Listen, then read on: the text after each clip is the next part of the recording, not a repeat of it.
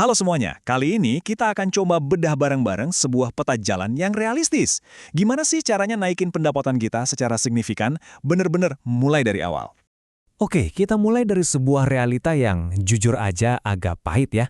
Ada sebuah sumber yang nunjukin angka yang lumayan bikin kaget.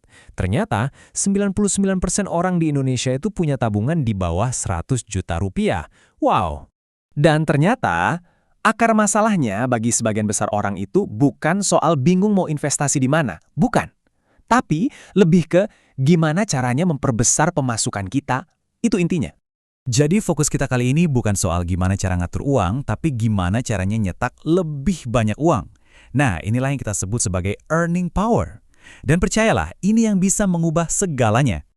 Oke, ayo kita bedah lebih dalam. Rintangan besar pertama yang harus kita lewati adalah gimana caranya naik dari gaji, katakanlah UMR, sampai punya pendapatan bulanan 10 juta rupiah.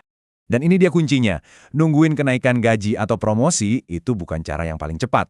Jalan pintas yang paling masuk akal justru lewat usaha sampingan atau side hustle. Nah, ini ada 3 ide yang gampang banget buat diakses dan bisa kamu mulai. Ya, mungkin besok juga bisa. Coba deh perhatiin kutipan ini. Ini nunjukin betapa yakinnya sumber ini sama peluang jadi content crafter. Kenapa? Karena permintaannya lagi meledak-ledaknya sekarang. Dan jangan salah, ini pasarnya luas banget loh. Bukan cuma perusahaan gede aja, mulai dari agensi, brand besar, bahkan teman kamu yang lagi bangun personal brand atau bisnis baru, semuanya butuh konten. Oke, mungkin bikin konten itu bukan kamu banget. Tenang, ada pilihan lain. Kamu bisa manfaatin waktu luang, terutama di akhir pekan, buat jadi kru acara atau event kru. Kita ngomongin angka ya. Untuk sekali kerja di acara kayak pernikahan atau acara kantor, sehari aja kamu bisa dapat sekitar Rp500.000, bahkan lebih. Lumayan banget kan? Sekarang coba kita lihat gimana hitung-hitungannya. Gaji utama kamu, ditambah penghasilan dari jadi kru acara 4 kali sebulan, plus dapat 1 klien konten aja, totalnya udah deket banget loh ke angka 10 juta itu. Kelihatan kan polanya? Ide ketiga ini lebih simpel lagi. Coba deh, lihat orang-orang yang ada di sekitar kamu setiap hari. Yap, teman kerja dan teman main kamu itu adalah pasar yang udah ada di depan mata. Kamu bisa jual apa aja, mulai dari kopi, kue kering, sampai hampers lebaran. Modalnya, kepercayaan yang udah terbangun. Oke, kita naik level ya. Angka 10 juta udah tercapai. Selamat! Pertanyaan berikutnya, gimana caranya dari 10 juta ini kita bisa nembus 30 juta per bulan? Ternyata strateginya masih mirip, kerja lepas atau freelancing. Faktanya, banyak loh karyawan yang bisa gandain pendapatan mereka, bahkan lebih sampai ngelewatin angka 20 juta, ya cuma dari freelancing ini. Tapi, ada tapinya nih.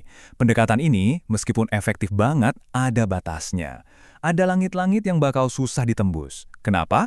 Karena pada akhirnya, waktu kita yang habis. Kemungkinan besar kamu bakal mentok di angka sekitar 25-30 juta. Nah, untuk bisa melangkah lebih jauh dari sini, kita butuh pendekatan yang benar-benar baru. Ini dia, titik baliknya. Untuk bisa nembus 50 juta ke atas, ini bukan lagi soal nambah jam kerja. Ini soal mengubah cara main kita secara fundamental. Jadi, ada perbedaan besar antara bekerja keras yang membawa kita ke 30 juta dengan melompat yang bisa membawa kita ke 50 juta lebih. Yang satu itu pertumbuhannya pelan-pelan, yang satunya lagi bisa eksponensial, butuh momentum dan sedikit keberuntungan. Lompatan ini nggak datang dari sekedar kerja lebih keras. Lompatan ini datang dari momen-momen pengubah permainan. Contohnya, tiba-tiba dapat promosi besar, atau dibajak perusahaan lain dengan tawaran gaji 2 kali lipat. Atau side hustle kamu tiba-tiba viral dan jadi bisnis beneran. Tapi, semua strategi tadi, dari level 1 sampai lompatan besar itu, nggak akan mungkin terjadi tanpa fondasi yang kuat. Dan kuncinya ada di 3 hal ini. 3 pilar ini, jaringan kamu, etos kerja kamu, dan cara kamu berkomunikasi. Inilah yang sebenarnya membuka pintu-pintu peluang buat kita bisa terus naik kelas. Jadilah orang yang diandalkan, enak diajak ngobrol, dan punya banyak koneksi. Oke, kita udah sama-sama lihat peta jalannya dari gaji minimum sampai bisa punya potensi di atas 50 juta rupiah. Pertanyaan terakhir yang paling penting sebenarnya cuma satu. Setelah ini, langkah pertama apa yang bakal kamu ambil besok?